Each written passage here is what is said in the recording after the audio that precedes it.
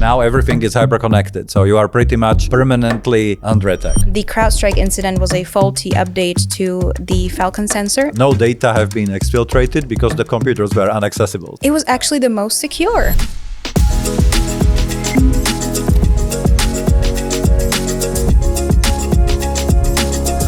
Well, hello everyone and welcome to the next and new episode of Unlocked 403, brought to you by ESET, where we discuss technology, cybersecurity with our interesting guests. Today I have Michal Janke, who is our VP, or ESET's VP for SMB and Enterprise segment. Welcome. Thank you very much. Together we'll discuss today on not only business security, which is, of course, your bread and butter, but we'll also touch on the latest incident of CrowdStrike and some special tips for you and your business on how to stay safe and protected. So welcome, and let's start with a very short introduction. Who are you, what do you do, and how did you get into cybersecurity? Who I am. So I'm Michael. I'm a VP of SMB, MSP, and Enterprise. Sorry. Okay. I'm with ESET for almost 15 years, and I ended up in the area of cybersecurity by accident, pretty much. What do you mean accident? But I mean, like, I was working in telco before, and at some point in time, my former boss actually recommended me to go to ESET for a job interview for a product manager. Your boss told you to go to an interview at a different because company? our company was being dismantled. We were a risk investment by Swiss Telecom, and at some point in time, they decided that market in Central and Eastern Europe is so much busy with all the other players in here. Okay. You know, like Orange Telecom, pretty much test ground for their optical network. So they said, we are going to pull out. So they were very generous. We got a very nice severance package, and each and every one of us started to go somewhere. And my boss actually applied for a position at ESET. Okay. But he realized that for him it was too junior, but because he had higher aspirations and also much longer track record. And he told me that, you know what?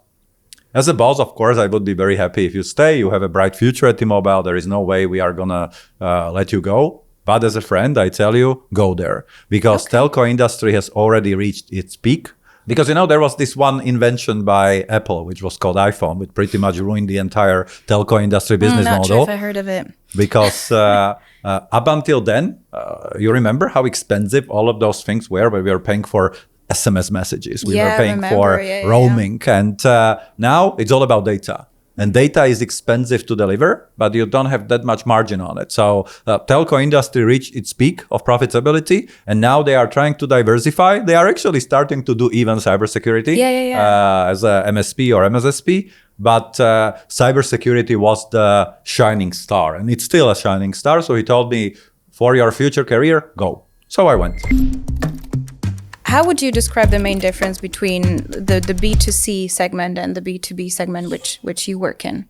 That's a good question. I would say this way, like it's about, as a product manager, you care about one thing. You care about solving a problem for your target user persona. And for B2B, the target persona is somebody different. It's not a mom, it's not a kid. It's actually someone in charge, officially or unofficially, of security. So you kind of expect that he has a higher level of maturity. He knows what actually cybersecurity is.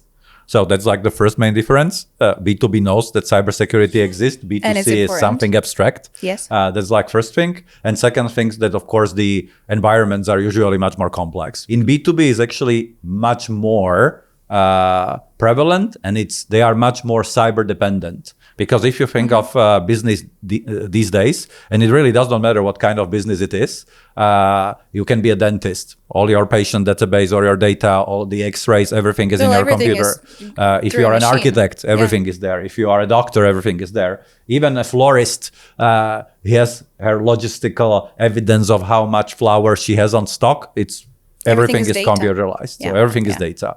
So in B2B is simply much more existentially relevant than in B2C. So that's, to me, the biggest difference. I like that, existentially relevant. I'm going to use that next time. Feel free to. Thank you. I'm going to credit you. When it comes to the biggest challenges that SMBs face, or businesses in general, let's not just focus on SMBs, but what are some of the biggest challenges in cybersecurity that they're facing?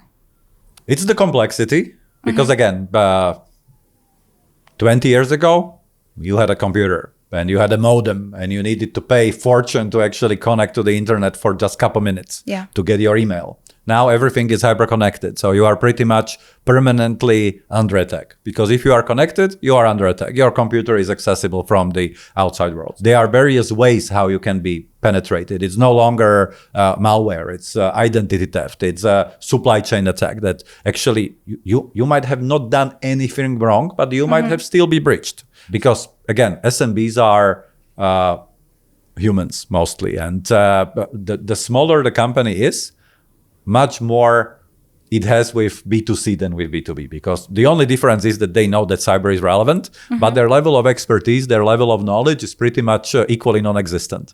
So, my mom, I'm always using her as an example. She calls me from time to time that she received this email that our Disney Plus subscription is not renewed and she should input her credit card details to and keep do it up. now within 24 hours. And I told her, Mom, but I'm paying for Disney Plus. Why you would ever receive an email that you need to renew Disney Plus? You need to think about it. Yeah, the human factor is huge. The human factor is, to me, the biggest risk, because again, and you see it with the biggest breaches. Like the company might invest millions into the best tool set, but in the end, there is always that one guy or girl or whoever that simply is social engineered in a way that he shares his password.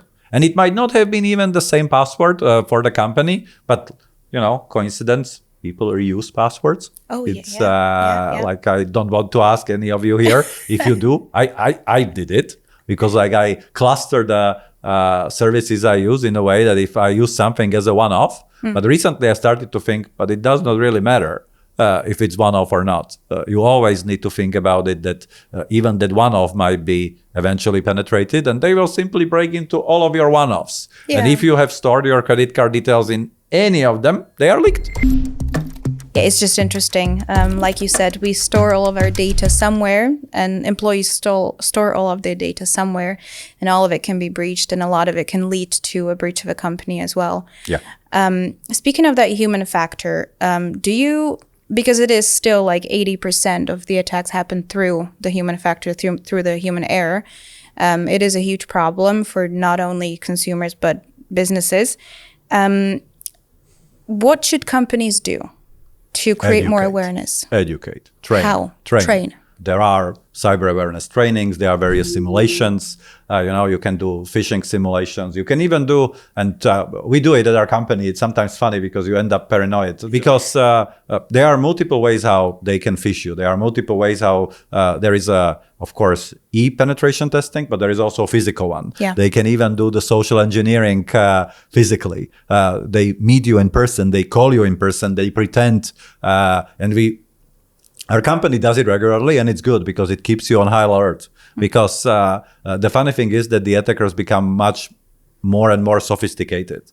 I've been to our UK Partners Conference a couple weeks ago, and there were external speakers, and they were talking about this kind of social engineering hacking. If you think of how much data you put on social media, meaning LinkedIn, Facebook, all of your accounts, and how easily those are accessible, you can very quickly profile a person. You know what his hobbies are, what he does, what he cares about. And then there is it's actually quite simple to prepare a personified message, which is extremely trustworthy, and the people are very likely to go for it. So this for me is the biggest challenge, that at some point in time, we kept our things to ourselves. But now we are living more in a digital world than in the physical one, I would say. Therefore, everything is accessible in there. And that's the biggest risk. So I think that the same way as we are getting a driver's license, we should get a internet license, let's call it this way, from the point of view of proper education, but also regular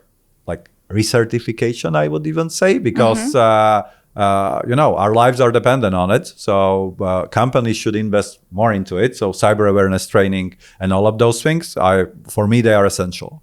Yeah. Are they more important than a solution? I would say they are equally important. But again, it's, there is no car without a driver. And there is no driver without the car. So the user and the tool, they are one eventually. So and this is actually one good thing, I would say, that there are a lot of regulations happening. There are. And regulations also creates business opportunities for many companies. For example, cyber insurance. And because companies simply kind of accepted that they might be breached eventually, so they want to be insured against it. And but then it's the same. Like you want your insurance for a flat. If it's a rooftop, if the flat is accessible from the roof, you need to have motion sensors in it or alarm. And it's the same. If you want to get a cyber insurance, you need to fulfill some criteria. And for example, one of them, increasingly more important, is cyber awareness training for your end users. Periodic, regular, you need to have a proof that you actually did it. And to me, this is a good thing because it's like enforced demand, but it's for a greater good because the risk is simply too high.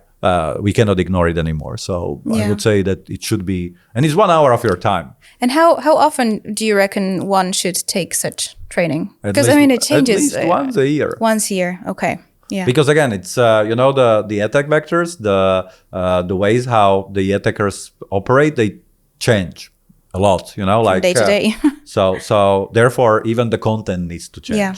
And we are discussing that what does it mean to localize content for cyber awareness training? And it's not just translation, because it need to take into consideration local habits, local behaviors, local specifics. So regulations, US, Europe, very different. Like for example, if my mom gets an email from US Postal Service that her package is delayed, she will most likely ignore it because it does not make sense. Why would US Postal Service send her something? Yeah. So.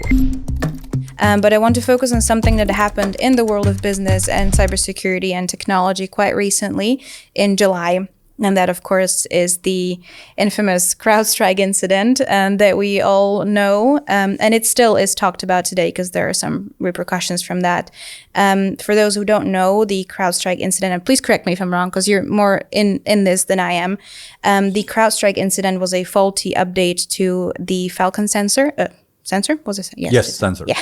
That was distributed one day and it affected Microsoft devices on multiple levels. One of the levels was that they were unable to be used, for example, on flights or in hospitals. So medical appointments or flights got delayed or canceled, and it was a lot of chaos. So it was quite a big thing. It was something that I forgot. No. That's it, actually, right? what it did, it triggered the unrecoverable blue screen of death, meaning the computer cannot get to a working state without actually being physically accessed. So you cannot mitigate it remotely. You needed to access the computer, boot it to the safe mode, and manually remove the faulty driver. Then the machine was able to boot again. And if you imagine where we have computers these days, they are embedded in X-rays. They are embedded in all of those airport terminals. Yeah. They were a lot of those big news coming that you are on LAX and the big screen about departures is a big blue screen of death. So it's a good advertising for a specific company. And it was interesting because CrowdStrike was largely unknown. They are a leading brand in B2B cybersecurity, but they were not known by ordinary people. Now they are. They have a overall market awareness. No press is bad press. Yeah, maybe they will start a consumer business now because all consumers know that they exist as a cybersecurity brand. But jokes aside, it showed that even the ones that are here to protect against the bad things can eventually cause some. It's not the same because this was a business disruption. It was not a security incident. So the security a lot of people thought it was security, though. You cannot. It's there is a thin line, but no data have been exfiltrated because the computers were inaccessible. So from this point of view, it did not affect. It was actually the most secure. Yes, like that's the way how you secure the computer, make it unrecoverable. Not usable, unusable. But so it was not security related, but it actually showcased the criticality of what we do and how sensitive it is and how fragile the systems can be. So it was a big shock, I have to say. It actually showcased that really it's not good when all the big companies put all their eggs into one basket because pretty much you can easily wipe out half of the world economy in a way that you, for example, penetrate company like CrowdStrike. It's there is an increased risk. Monoculture is never good. I would say this way. It's to me it has one very surprising outcome, and that's actually those repercussions and what's happening as of now. That if you would be following B2B cybersecurity industry, CrowdStrike has one primary competitor, and that's Microsoft. They are fighting for I call them whales, for the biggest organizations out there. And CrowdStrike was always extremely vocal about Microsoft being not as good in security, about all their history of problems, issues, breaches, everything. And now, July incident happened. Actually, Microsoft took a big portion of the blame. Which is funny because it was CrowdStrike's fault, but very many people blame Microsoft because of their architecture of the system, that it was even possible to happen in the first place, which to me is, it's a little bit unfair to Microsoft, I have to say, because the benefits of open ecosystem and open architecture, we all see it, the gamers, the software makers, the users. Like Windows is much more open than Apple. And it has a lot of benefits. And even its software is not that bad as some people might say. I'm actually more Microsoft person than Apple person. Apple does amazing hardware. But the ease of use of Office and all of those, I like it. Except Teams. But there was a summit happening in Redmond. All of the vendors, including ESET, participated, where Microsoft was suggesting some changes in the way how we leverage the kernel of the system. Kernel is like the processing core where all the magic happens. All the zeros and ones. Imagine Matrix. So that's the kernel. And at this moment in time, us, independent vendors, we also use, in some cases, undocumented kernel access techniques for the sake of doing things better. It's this example, like when there are rules only, it's like crossroads. You can only cross the road at a designated place. But if it's night and there is no traffic, why the hell you would walk a kilometer to the nearest crossroad? Shortcut. You just take a shortcut. But it's actually even for your greater safety, because if you would be walking to that crossroads, there might be a burglar on the way and catch you up. So we don't know what will be the outcome. They, of course, suggest some things. I would say there might be some more regulations. But that's that. Because if they limit it, if they remove it, then we are all equally limited. And that would actually give a advantage to Microsoft, because then they have one advantage compared to every other independent vendor, which is that their security is built in. So you don't need to install anything. You just use it. If, and this is just hypothetical, and I'm just looking for your personal opinion here, if Microsoft does either remove kernel access or limits it to a certain extent, what exactly does that mean to cybersecurity vendors or the IT world in general? What would change in practice? It might be more resilient from the point of view that it's more stable, but also it becomes less safe. Because again, we can only do the things that the platform owner let us. But you know what's funny? There are no regulations for the bad guys. Well, their purpose is to bypass any regulations, to find a shortcut. We all know they are extremely well equipped. Many of them are, like nation states, government owned. They have unlimited resources. They are able to pay higher paychecks than even some of the cybersecurity vendors. So, and we would be bonded by the regulations, but they won't. So to me, it would create an inequality on the cat and mouse, and actually the mouse would be the one winning. So it's well, that doesn't sound very good. I'm not a fan of it. As I said before, monoculture is bad. Freedom of choice is good, and also specialization is critical. The people should have the opportunity to choose the specialists. Yeah, true. A lot of people do already think that Microsoft's built-in security that they have now is enough. I often hear people say that they don't need a third-party vendor, they don't need a solution because they already have some sort of security on their devices. is this? But this is more, of course, the consumer side of things. But is that the case with businesses? Because you did say that they are more aware. Are they though? Do they realize? It's a very good question, and it's extremely difficult to answer because I would say that it greatly depends on how mature you are. Because I would agree that for some specific end customers, the embedded might be enough, but it depends on your risk profile, which changes in time. It depends on how well you know how to use it, because again, it's only good when it's enabled. If you don't manage it, if you don't control it, if you don't configure it, if you only let it run in the defaults, it's the same like when you have a security door and you keep the very basic lock in it. Like usually the first thing when you buy an apartment, what do? You change the lock. Of course. And to me, the embedded security is like the embedded lock. It's the first thing that you should change. But again, that's my opinion. If you are living in a highly secured environment, like in an apartment building, you have 24/7 guardians, etc. Maybe the embedded lock is enough because there are multiple gates ahead. So your risk is much smaller. But again, who can judge that? It depends on your preference.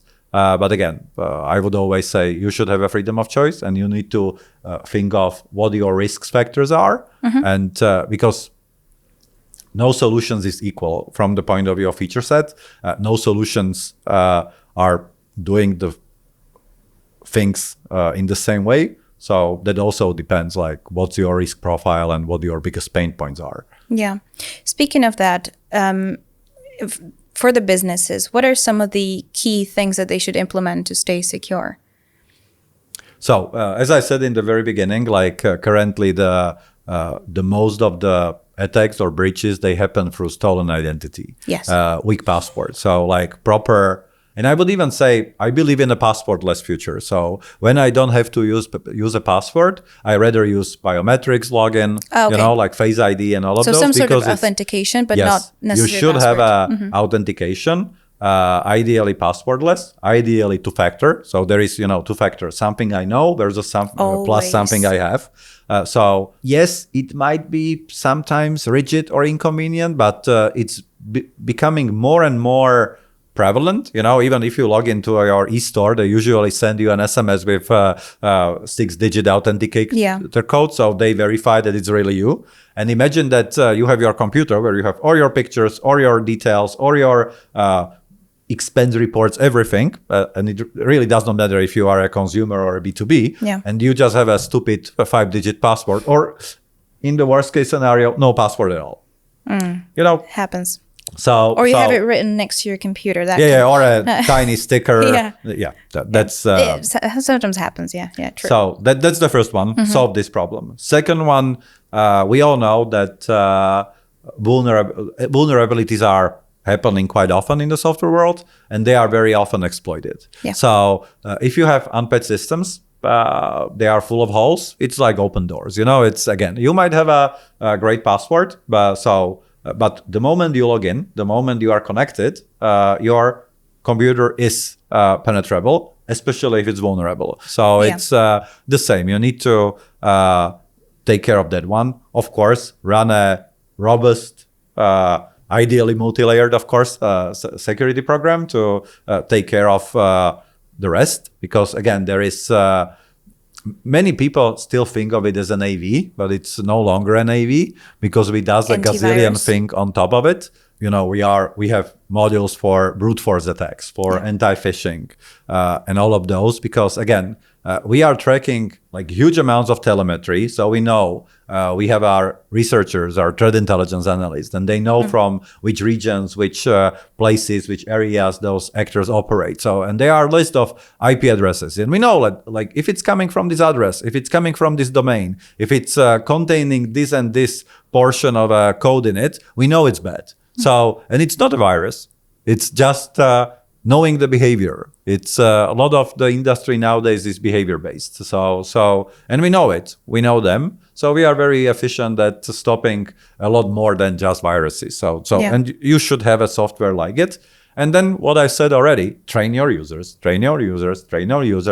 recognize the risk, because that's about it. It's you need to know what your risk profile is, like when you are likely to be attacked, what secrets you might lose. You need to be able to cluster the relevance of your data and protect the ones that really has the highest value more than maybe the others. So that's it. Maybe another thing that comes to mind is shouldn't businesses take more of a prevention approach rather than, being active when a catastrophe happens?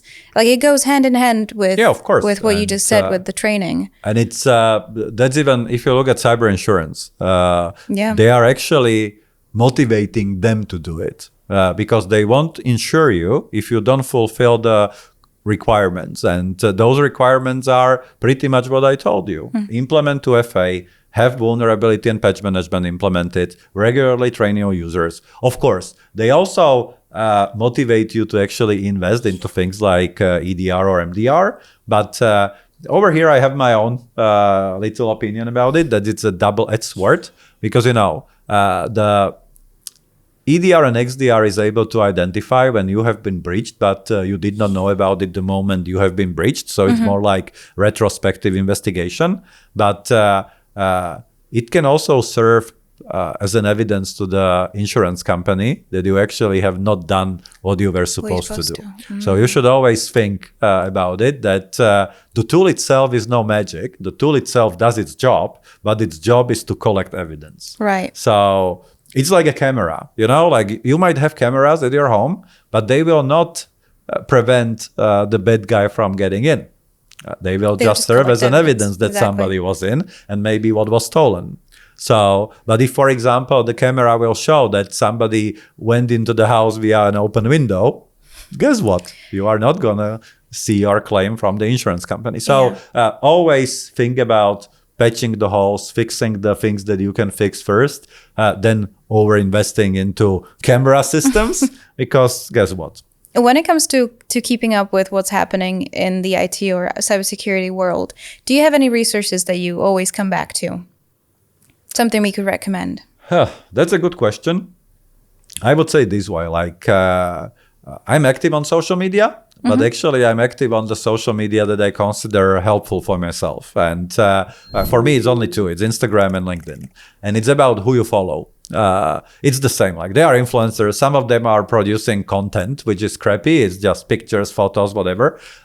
Some of them are actually producing a lot of reasonable content. So I'm following usually industry peers, people that I've met, that kind of, I found them interesting. People, I attending a lot of conferences. And usually the benefit of those conferences is that it's like a sneak peek to the user or a sneak peek to a person that you consider, this one guy, he knows what he's talking about. Let's follow him. Yeah. So that's usually for me, it's conferences. It's I follow specific Instagram profiles related to cybersecurity, but mostly it's LinkedIn. It's the network where I'm the most socially active, and usually I follow analysts, I follow industry organizations, and competitors, of course, because we all, in the end, enemy of my enemy is my friend, and the enemy for all of us is the bad guys. Yeah. So I network with friends from this point of view. I call it this way. So and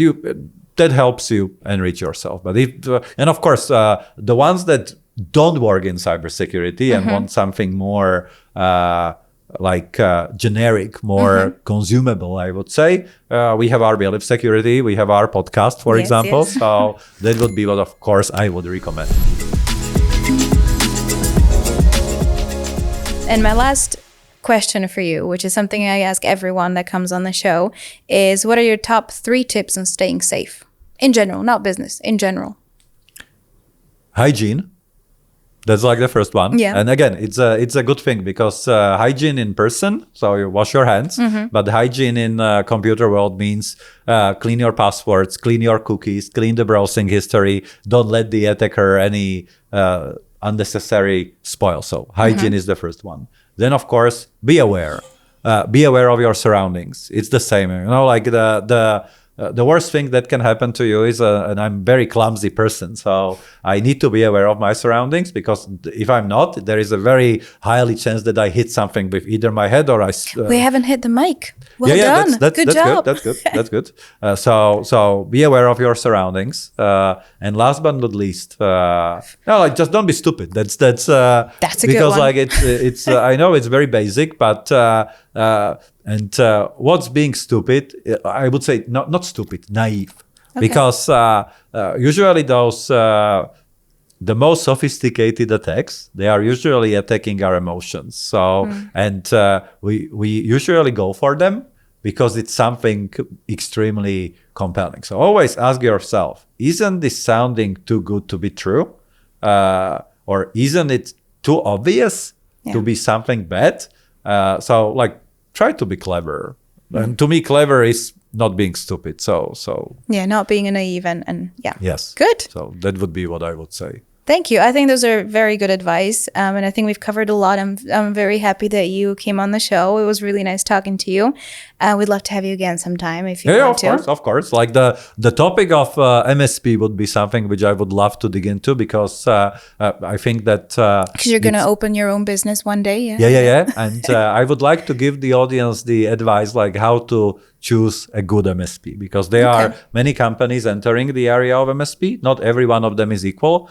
Some of them really do it for the sake of doing good job. Some of them are just doing it because the money is there. Yeah. So I think that if you are choosing a provider, you need to have some qualifying questions, and that would be for myself an interesting another episode. So maybe a couple more, that would be one that I would love to talk about. Okay, well, we're gonna keep it in the books then. Perfect. Thank you so much, and thank you for everyone who watched and listened. You can now watch us on YouTube and listen on Spotify and Apple Podcasts as well. We just launched that one. So thank you again. Follow us and make sure to come back for the next episode.